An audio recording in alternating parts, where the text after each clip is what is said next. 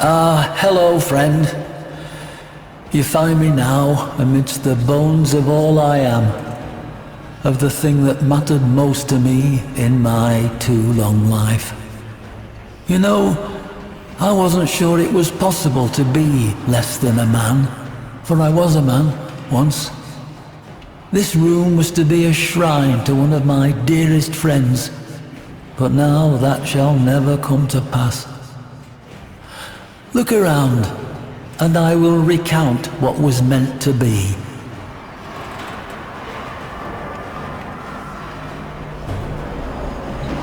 I've made such a terrible mistake, you see. In a universe at its own throat, where every living thing works daily to keep body and soul together, there's not much appetite for history, for stories. The Leverian may not be a real place, a place you can reach out and touch, but to reality it was anchored, and reality demands a tithe. It takes coin to keep this place rest, this shrine to memory, and a savvy businessman I was not. To be less than a man is to be a fool. And fool I was.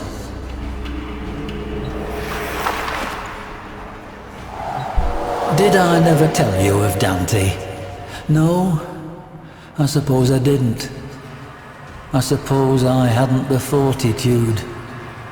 The entirety of the Leverian is shaped by the lack of him, though perhaps only in ways that I can see.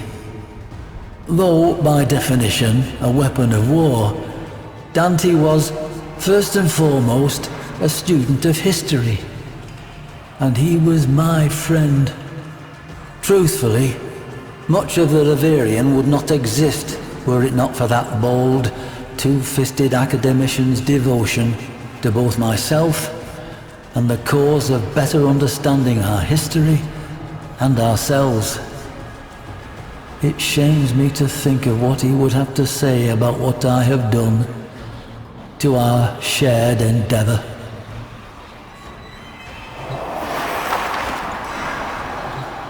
Parvus Granum, you know the name. He of the gilded hand and gilded tongue.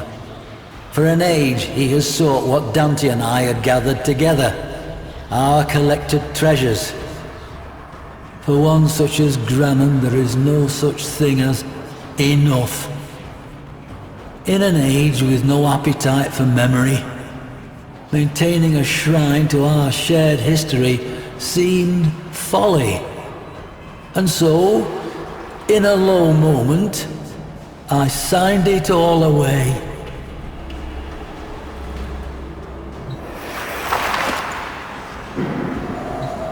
I do not know what possessed me in that moment.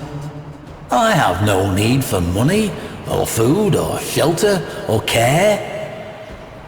Perhaps I merely felt my time was done, that the past had served its use, and me along with it. Whatever the reason, I allowed myself an instant to feel my misery to be greater than my life's purpose. A momentary indulgence that may be paid by every future generation until the sun goes dark.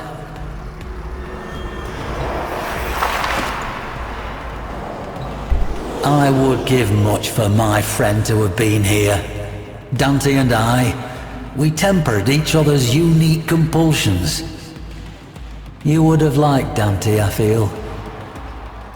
His end began, as it did for so many souls, with the Entrati family.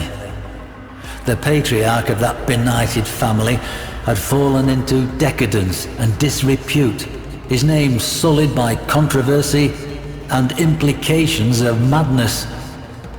Then an erstwhile associate of mine, a gentleman by the name of Lloyd, a Master Entrati's man for more than a lifetime, well, vanished. Lloyd, his master, and his entire lineage just gone.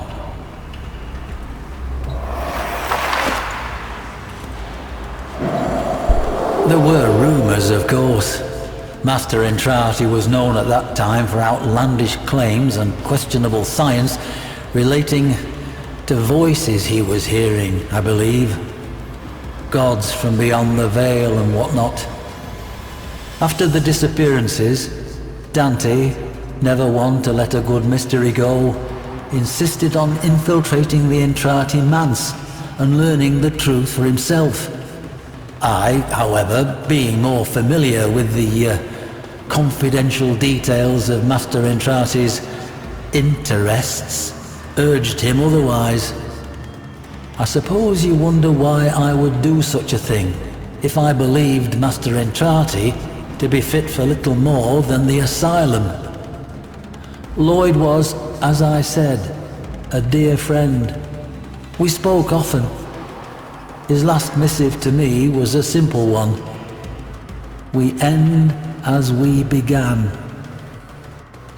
As a student of history and its occult apocrypha, I know the terrible import of those words, and so I cautioned Dante to remain by my side.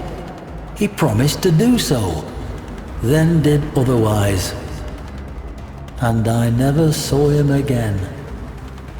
Perhaps I was not so deft at tempering him as he was of me, and that, I suppose, was my first great failing, the parent of this second and most final one.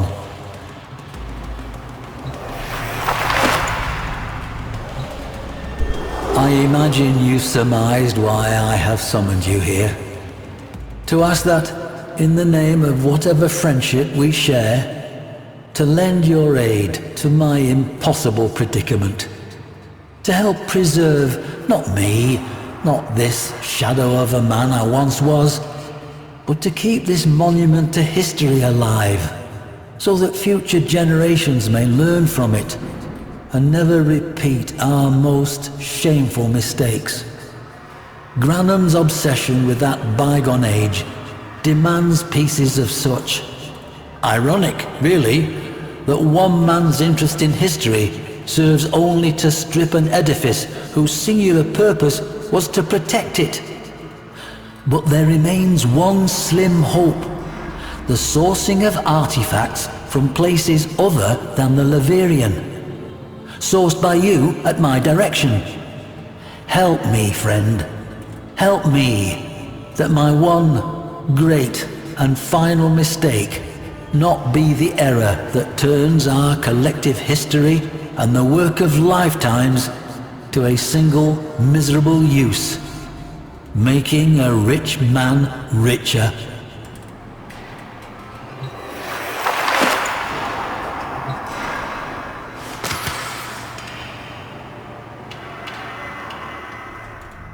Dante ventured to the deafeningly silenced halls of the doomed Entrati lineage, encountering automated defenses gone senile and violent, chanting in an unright dialect that slurred thought and annihilated hope.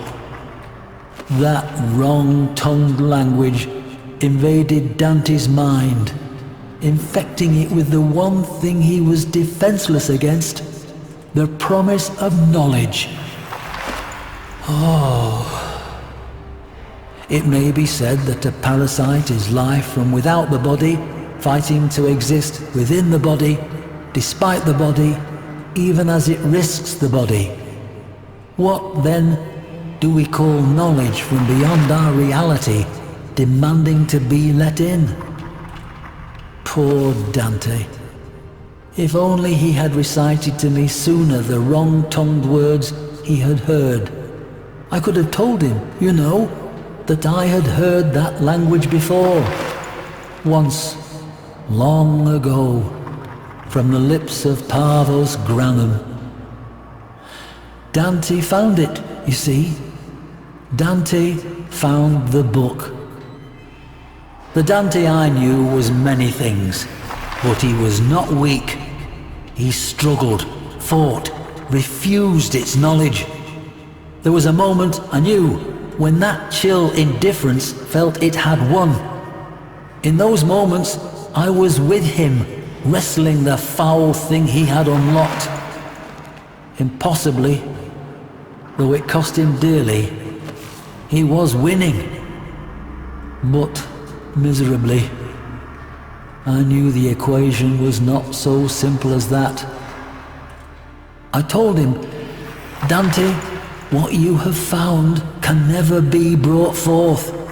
Parvos must never know of this. I felt the chill, the awful loneliness of understanding wash through him. I sensed the moment he chose, and I felt, Dante, give up. When he died, I almost died with him.